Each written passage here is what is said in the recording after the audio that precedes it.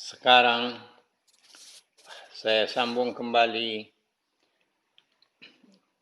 menggali sejarah adat Luak Nantigo dari Kato Pusako, iaitu Songsi Sati Datuk. Kemudian Raja Sri Maharaja Diraja mengucapkan songsi untuk Datuk dan diikuti oleh Sri Raja yang bergelar Datuk Suri Diraja.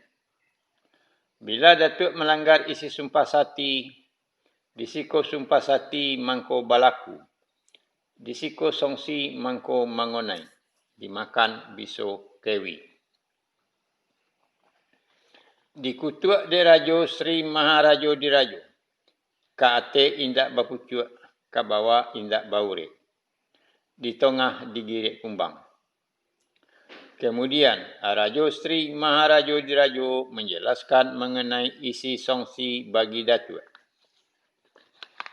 Maksudnya adalah Raja Sri Maharaja Diraja berpesan kepada para Datuk dan calon Datuk yang lain, kalau mereka nanti sudah diangkat menjadi Datuk dan diberikan gelar Pusako Adat, dalam menjalankan tugas seorang Datuk, janganlah menyimpang dari tujuannya dan janganlah bergeser dari Sumpah Sati seorang Datuk.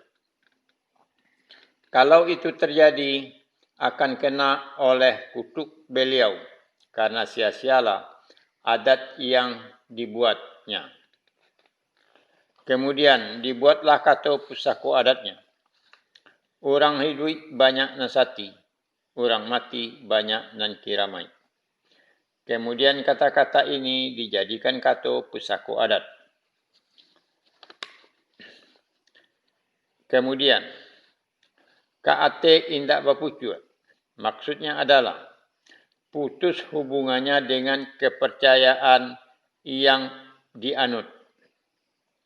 Kabawa indak baure, maksudnya adalah putus hubungan garis keturunan menurut adat yang dipakainya, yaitu putus garis keturunannya menurut garis keturunan ande atau ibu, dan punah, yaitu akar dan uratnya sudah putus. Di tengah digirik kumbang, maksudnya adalah para datuk itu mengalami sakit, baik sakit badan maupun sakit jiwa, yang tidak mendapatkan obatnya. Basongsi atau mengucapkan songsi datuk ini kemudian dijadikan sebuah adat. Dan kata-kata songsi datuk ini dijadikan Kato Pusako Adat. Biasanya, kalau sumpah sudah diucapkan dan songsi sudah disebutkan oleh seseorang, pasti batinnya akan tergetar. Kalau sudah menyangkut kepada batin, akan berhubungan dengan keyakinan.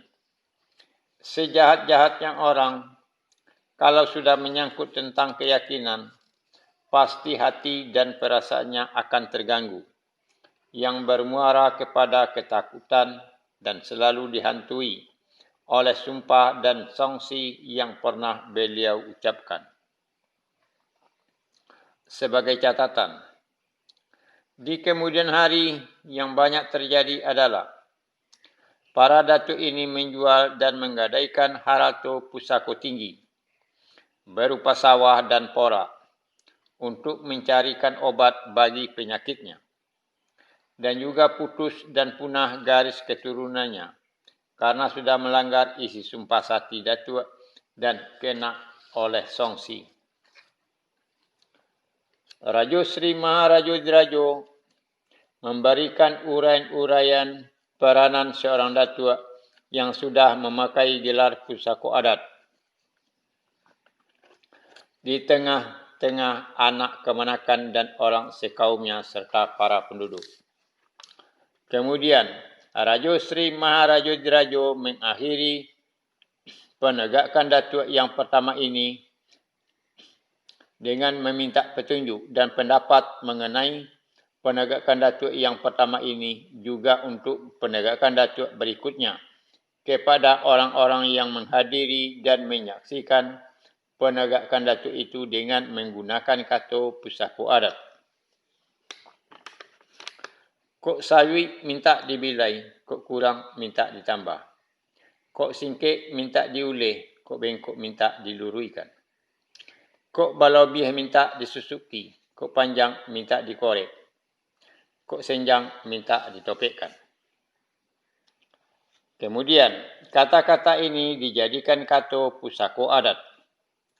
Maka resmilah penegakan datuk yang pertama ini di luar Nantigo. Bertempat di balai-balai Nasa Ruang, beratukkan langit, badindiangkan angin, balantaikan batu. Dalam lingkungan Pasumayam, Koto Batu, Pariangan, Luak Nantuo. Untuk setiap penegakan datuk yang baru berikutnya, adat peraturan atau proses seperti ini selalu dipakai.